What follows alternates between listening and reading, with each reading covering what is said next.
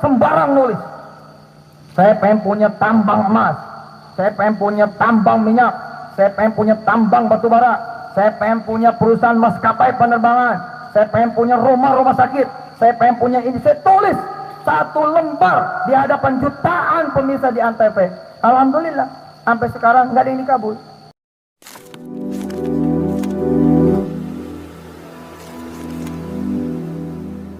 Assalamualaikum warahmatullahi wabarakatuh. Welcome back to my channel Detektif Bli. Ya teman-teman, kita membahas tentang warung steak ya. Ini berkaitan dengan ucapan Yusuf Mansur yang mengatakan angka per angka ya. Angka per angka artinya sebuah pertanyaan besar di mana Yusuf Mansur mengatakan angka sekian, tapi di data yang terungkap di satu karya ilmiah itu angkanya cukup berbeda ya teman-teman. Nah teman-teman, agar kita tidak ngarang cerita gitu ya, karena walaupun sebenarnya saya tidak percaya sama sekali dengan omongan Yusuf Mansur karena sering sekali berbohong ya. Saya tahu ucapan saya menuduh bohong itu adalah sebuah delik aduan, tapi teman-teman, saya bisa membuktikan kebohongan itu banyak sekali. Jadi ya silakan aja kalau misalkan dilaporkan, karena banyak sekali kebohongan, dan itu yang prinsipnya bahkan sampai pada hal-hal yang berkaitan dengan finansial ya teman-teman. Jadi kalau dia melakukan delik aduan ya kita akan lebih enak sebenarnya pembuktian itu di meja hijau gitu, untuk mereka membuktikan omongannya gitu ya. Ya teman-teman, kita lihat dulu videonya. Ini ucapan Yusuf Mansur sendiri ya, bukan ucapan saya. Jadi saya mengutip sesuatu yang diucapkan dia sendiri, jadi nggak neko-neko ya teman-teman. Yuk check it out. Hari ini banyak anak-anak kelas 3 SMA kalau ditanya mau kuliah di mana kamu, waduh nggak paham, waduh nggak tahu. Wah, masalah. Ada banyak anak-anak mahasiswa semester akhir tidak punya rencana apapun. Dan itu saya banget. 2-3 itu kan saya udah lepas kuliah, tapi saya baru belajar tuh tentang impian. Oh gitu ya, oh begini ya. Pas jadi tukang ayam, saya nganterin ayam ke restoran demi restoran, restoran demi restoran, restoran demi restoran. Akhirnya saya bilang sama Allah, ya Allah kalau begini saya pengen punya restoran. Gitu. Kabul. Prof Manto, kabul. Insya Allah jadi profesor. Kabul, asli kabul. Izin Allah subhanahu wa ta'ala. Cuman memang ya restoran kan, kabulnya ya lama. Kan tanamannya, buahnya ini gede, restorannya lama. Kecuali gitu ya, siremannya bagus. Misalkan kita nanamnya nih, nanam biji yang permintaannya itu pengen punya penghasilan 1 miliar sebulan, bersih. Udah potong zakat, udah potong sedekah, udah potong pajak, bersih. Ini kan gede, nggak apa-apa juga, tapi siremannya mesti bagus. Sekali nyiram 11 rakaat sholat malam, dimana 1 rakaatnya 1-2 halaman. Nah itu baru jadi. Nggak apa-apa, 1 miliar oke. Jangan 1 miliar, pengen punya penghasilan bersih 1 triliun lagi sebulan, bisa, tapi siremannya apa? Dan ingat, pohon bisa mati juga tengah jalan, pohon bisa tumbang juga tengah jalan, pohon bisa dipotong orang juga tengah jalan. Adik-adik, Ustadz punya restoran pertama 2010, tapi sekali Ustadz punya langsung 20 bos. Bayangin itu, dari 2000 berapa itu ya, 2000, dari 99 lah, 99, 2000, 2001, kemudian 2010, berarti berapa tahun perjalanan tuh? Kira-kira 11 tahun. 11 tahun Ustadz punya tuh restoran pertama tahun 2010, tapi sekali punya langsung punya 20. Hari ini restoran yang Ustadz punya dengan izin Allah ada 86. Beberapa diantaranya ada di Riau. Pernah makan insya Allah adik-adik, namanya warung steak, warung steak and shake, warung seteak. Pernah makan ya? Yang kuning hitam, WS namanya. Besok kalau mau makan di warung steak silakan, nggak usah bayar.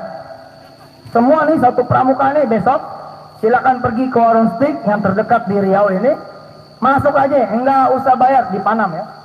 Di Panam, enggak usah bayar. Yang bayar Pak Rektor.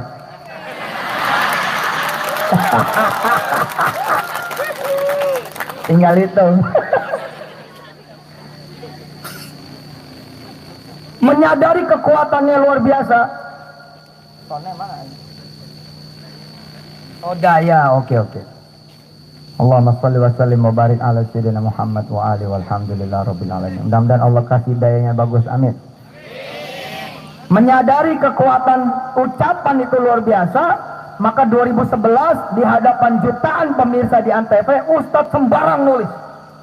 Saya pengen punya tambang emas, saya pengen punya tambang minyak, saya pengen punya tambang batu bara, saya pengen punya perusahaan maskapai penerbangan, saya pengen punya rumah sakit, saya pengen punya ini. Saya tulis satu lembar di hadapan jutaan pemirsa di Antv. Alhamdulillah sampai sekarang nggak ada yang dikabul. Sampai sekarang dikabul. Tapi rupanya datanglah pengusaha restoran ke Ustadz Yusuf Mansur, ya, menyerahkan kemudian hasil ya dari usaha restorannya. Kayaknya sama aja. Tidak apa-apa. Menyerahkan hasil restoran, Ustadz, kami punya restoran. Ustadz lagi bangun rumah tahfiz ya di semua kota di Indonesia, Ustadz. Ini hasil dari restoran kami, silakan Ustadz pakai. Yang punya rumah sakit datang, Ustadz kami punya rumah sakit, ini zakat kami Ustadz, ini sedekah kami, silakan pakai buat dakwah rumah-rumah tahfiz. Yang punya toko-toko emas, padahal saya bilang kepada Allah di 2011 di Antv, ya Allah saya pengen punya jaringan toko emas. Ternyata Allah tidak memberikan toko emasnya, tapi Allah memberikan yang punya toko emasnya. Iya, luar biasa itu. Ustadz, ini hasil kami dagang, hasil kami buka toko, ini zakatnya, ini sedekahnya, silakan pakai. Hari ini 8.000 rumah tahfiz di seluruh Indonesia gratis makan minum, biaya SPP sekolah, seragam, jajan, kacang hijau, bubur dan lain-lain sebagainya setiap Sabtu Ahad. Allah kabulin.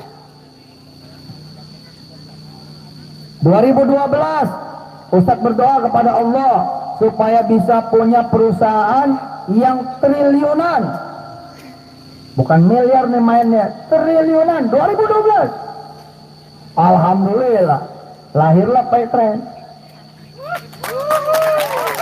Lahir Petren yang tahun 2017 ditawar oleh perusahaan Jepang dan Singapura seharga 4,2 triliun rupiah hari ini. Oke, itu teman-teman videonya. Nah teman-teman, berdasarkan ucapan Yusuf Mansur kan, dia punya restoran yang dalam tanda kutip itu warung steak and shake, itu dia punya langsung 20. Artinya sebuah pertanyaan besar, ini dibeli semuanya atau bagaimana? Nah ini ada sebuah karya ilmiah yang sudah saya bahas, tapi ini perlu saya compare agar tidak terjadi kesalahpahaman ya teman-teman, karena karya ilmiah ini lebih bisa dipertanggungjawabkan daripada omongan. Nah teman-teman, kita lihat dulu videonya, check it out. Setelah usaha mereka mulai berkembang di kota-kota besar lain hingga akhirnya mencapai 32 outlet di tahun 2009, salah satu outletnya adalah yang terletak Jalan Margonda Raya nomor 326 Depok, yang mulai dibuka 25 Januari 2024. Karena tidak dapat lagi memperpanjang kontrak, warung steak and shake membeli tanah di Jalan Margonda Raya nomor 289 Depok tanggal 2 Januari 2009 ya teman-teman. Saya pernah ke Depok ya untuk mencari yang katanya di Kelapa Dua Village itu. Di sana juga ada warung steak teman-teman. Ini 2009 ya di sini ya. Jadi 2009 itu sudah ada 32 cabang. Nah, kenapa itu besar. Jadi kita nanti ambil profil yang lainnya. Produk yang dijual sesuai dengan nama tempatnya. Menu utama yang ditawarkan adalah steak. Ada 2 steak, yaitu steak original dan steak goreng tepung. Dokumen pribadi sejak didirikan 10 tahun lalu, ini dari 2012 ya, jadi mungkin ini salah pengetikan.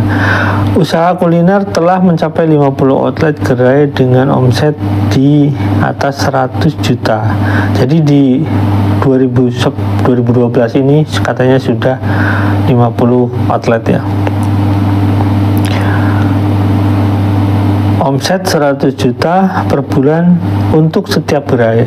Lantas apa hubungannya dengan pengajian dan rumah tahfiz? Mendengar ini rumah tahfiz ya teman, mendengar kata steak akan teringat makanan khas Eropa yang mahal harganya, namun itu tidak berlaku di warung steak and shake ya, karena steaknya juga steak-steakan ya. Kayak di sini profilnya masih sama seperti yang dulu, tapi ini ada profil menarik teman-teman. Jual motor untuk modal usaha, sukses yang diraih Warung Group. Nah ini diraih Warung Group nih teman. Sukses yang diraih Warung Group tidak lepas dari keuletan dan tangan dingin sang owner, pemilik judi profesional dengan bakat wirausahanya yang dimilikinya. Sejak lulus SMA tahun 1993, Jody telah mencoba berbagai macam usaha, mulai bisnis parcel susu segar, roti bakar hingga kaos partai. Nah ini mungkin ada kaitannya dengan video-video itu ya. Tahun 1997 Jody terlibat mengurusi usaha obong steak milik orang tuanya. Ia diminta menangani obong steak dan memasarkan ke teman-teman kuliahnya, tapi sayangnya tidak ada yang datang karena harga cukup mahal dan tidak terjangkau oleh kantong mahasiswa. Nah, ini tentang obong steak ya teman-teman. Jadi memang Jody itu sudah punya usaha sebenarnya. Jadi kalau profilnya tiba-tiba diturunkan modal kayak warung, kayaknya enggak rasional ya. Kenapa? Karena ya orang tuanya sudah punya obong steak dan tiba-tiba Jody buka warung steak, ya pasti ada kaitannya lah gitu.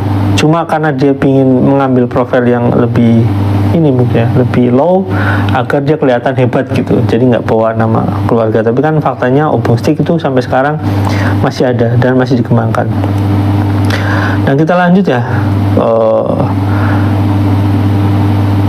Ini berkaitan dengan ustadz ya. Para ustadz ini saya di di profil yang berbeda. Para ustadz yang saya ajak bergabung ini mungkin kata jadi dengan usaha kuliner ini dengan harapan usaha ini memperoleh doa dari mereka. Terang Jody saat ditemui suara Hidayatullah di rumah tahfiz miliknya di Deresan Yogyakarta. Spiritual company mengelola 1000 karyawan bukanlah hal mudah, dan itulah yang dirasakan Jody yang merasa kewajiban untuk ikut memberdayakan karyawan yang berasal dari berbagai latar belakang sosial dan budaya tersebut. Jadi memang kalau ini bahasanya saya nggak tahu ini Jody ngajak ke rumah tahfiz atau Jody itu mengajak Yusuf Mansur sebagai ustadz. Itu memang yang punya inisiatif Jody dalam membuka cabangnya itu mengajak Yusuf Mansur. Nah cuma anehnya itu Yusuf Mansur nilainya lebih besar daripada Jody. Jadi Jody mungkin dulu cabangnya kecil-kecil gitu ya, tempatnya nggak besar karena ya seperti itulah. Tahun 2010, Warung Group mulai menawarkan program menarik bagi karyawan. Bagi yang mampu menghafal Al-Quran minimal 4 surah pilihan akan diikutkan umroh dan haji gratis. Tahun 2010 teman-teman.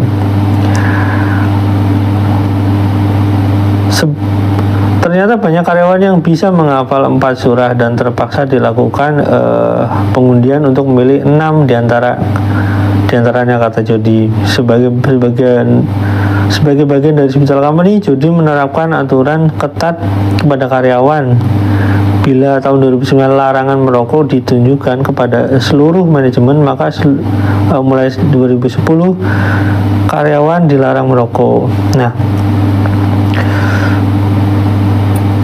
bagian ini penting ya teman-teman, karena memang berkaitan dengan 2010 itu, di mana Yusuf Mansur mengakui dia itu masuk ke sana ya teman-teman. Nah, kita slide yang ini saya akan teruskan nanti karena mungkin video ini terlalu panjang. Jadi nanti saya akan memasukkan di video lain ya teman-teman. Jadi intinya adalah perubahan desain pola bisnis judi ini inisiatif siapa? Apakah maksudnya gini, ketika Jody merekrut Ustadz yang bilang Ustadz ini sebenarnya inisiatif siapa, atau memang Yusuf Mansur lah yang masuk ke sana gitu ya? Karena kok Yusuf Mansur lebih superior daripada Jody gitu? Apakah Yusuf Mansur modalnya besar, sebagai investor besar gitu, sehingga Jody itu prioritasnya lebih kecil? Tapi kalau kita melihat dari profil Jody kan sebenarnya bukan orang yang baru kemarin bermain, ibaratnya kalau di tahun 2010 bukan orang yang kemarin baru bermain di FNB itu ya. Jadi ada kemungkinan inisiatif pengelolaan dana yang mungkin Yusuf Mansur miliki, saya nggak tahu dananya dari mana. Ada yang Pak Iqbal bilang dari sedekah juga dikelola gitu untuk membuka warung steak. Nah, pengelolaan dana yang dimiliki Yusuf Mansur ini adalah, kalau misalkan dari sini ya, adalah mungkin permintaan dari Jody. Jadi kalau Jody ikut serta, saya nggak tahu ini bahasanya biar lebih mudah ya, ikut serta kalau dalam saya nyebut ceramah itu agak susah gitu ya.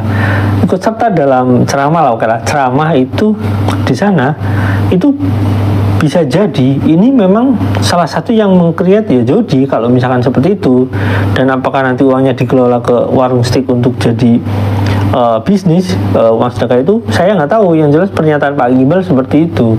Nah, sebenarnya pemainnya itu siapa? Atau dua-duanya memang pemain gitu ya? Kalau sesuai dengan tuduhan Pak Iqbal ya, saya nggak akan bilang ini benar seperti itu gitu. Tapi nanti laporan penjualannya itu akan berkaitan.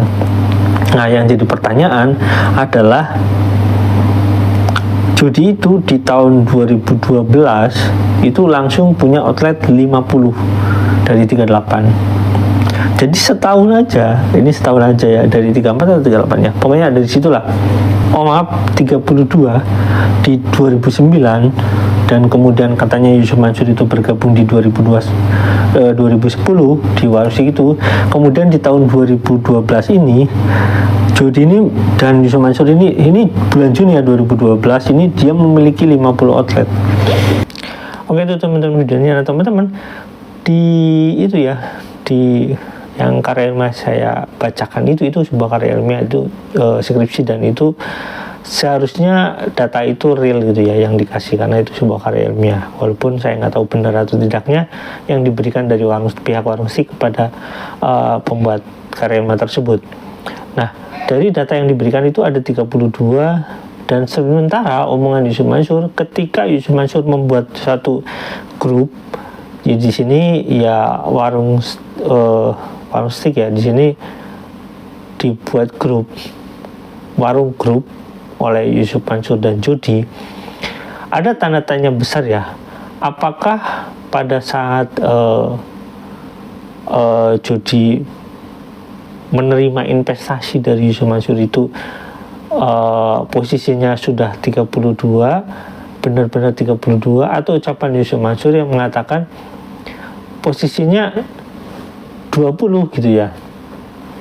Dan karena hal yang mustahil ketika Yusuf Mansur membuka satu cabang sekaligus 20 di tahun 2010 itu kan mustahil, karena itu pengerjaannya kan nggak sebentar ya, mengerjakan satu konstruksi yang cukup besar, kecuali memang itu sewa dan itu membutuhkan waktu berapa bulan saja, langsung 20. Dan itu nggak bisa dikatakan itu milik Yusuf Mansur gitu ya, karena itu milik warung grup, itu ada Jody di sana. Dan jadi ketika Yusuf Mansur mengakuisisi ya, katakan 20-nya, apakah 20-nya jadi milik Yusuf Mansur atau memang cuma 20 cabang milik Jody? Nah, atau cabang-cabang punya milik Jody ini dan keluarganya sedang bangkrut, 32 sedang bangkrut, sebagian pada tutup sesuai dengan omongan itu, ada yang tutup, dan akhirnya membeli tanah karena ada investasi dari Yusuf Mansur. Itu kan ada ya, membeli tanah. Jadi gak sembarangan teman-teman kita bicara, karena ini berdasarkan analisa yang ada faktanya gitu ya. Ada faktanya, artinya ini sebuah karya ilmiah, nggak bisa dianggap itu bohong kan, karena karya ilmiah bisa dipertanggungjawabkan.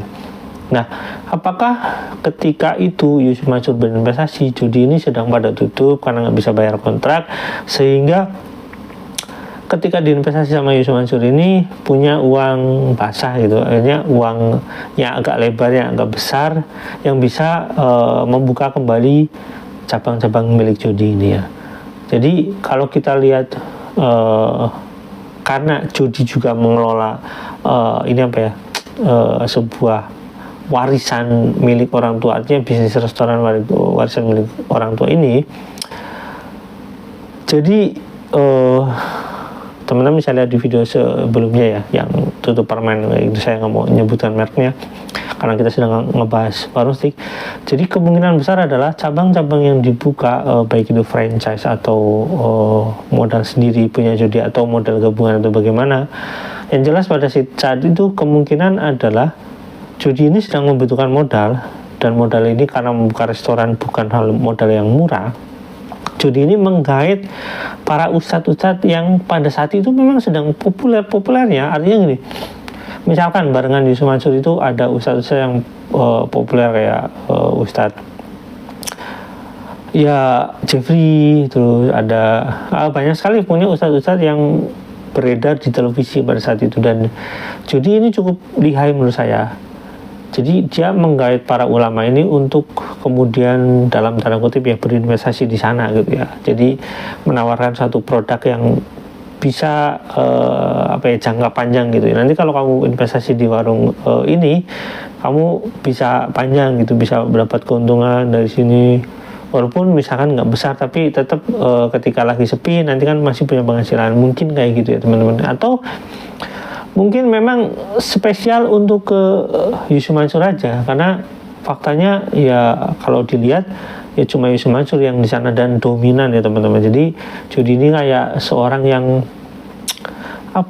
yang kalau ini udah diikat gitu sama Yusuf Mansur dan nggak bisa bergerak lagi.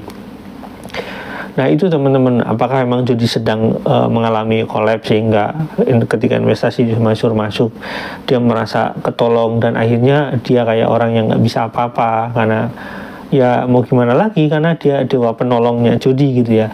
Tapi saya nggak tahu teman-teman, yang jelas ini ada ketidaksinkronan antara ucapan Yusuf Mansur dan karya ilmiah yang memang sudah kita bacakan teman-teman.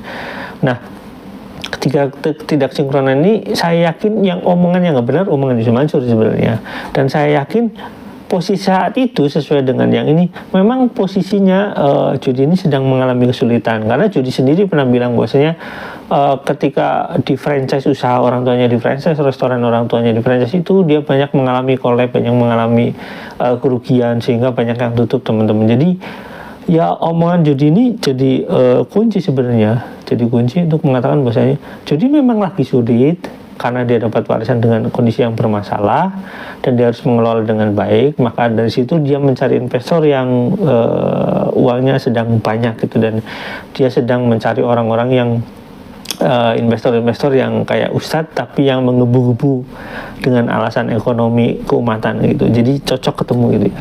Kayak teman-teman sampai di sini ya teman-teman. Mudah-mudahan ini menjadi clue buat nanti ketika ada pertanyaan gitu ya. Ada pertanyaan yang menurut saya ini perlu dijawab. Apakah pada saat itu ketika Yusuf Mansur ketika mungkin membeli sahamnya judi ini 20-nya dari 32 restoran itu, misalnya di restoran 32 terus dibeli 20 sama Yusuf Mansur, berarti kan dominan nih tinggal 12. Kalau misalkan dikalkulasi sebagai modal, mungkin dominan Yusuf Mansur, sehingga kita bertanya, kok bisa gitu membeli saham nilainya sangat besar, membuat satu grup nilainya sangat besar ini dengan nilai saham yang melebihi judi, dan pada saat itu Yusuf Mansur juga sedang ya bermasalah dengan apa namanya ya orang-orang yang berinvestasi di batubara. Apakah itu uang dari batubara dikesenakan, investasi batubara dikesenakan karena jumlahnya puluhan miliar ya teman-teman, apakah dikesenakan atau Yusuf Mansur dapat dari keranjang lain, atau misalkan ya kita nggak tahu, bisa jadi seperti Pak Iqbal bilang ya ada uang sedekah di sana gitu ya teman-teman. Kayak teman-teman sampai sini jangan lupa like dan komen, jangan lupa share. Wassalamualaikum warahmatullahi wabarakatuh. Bye.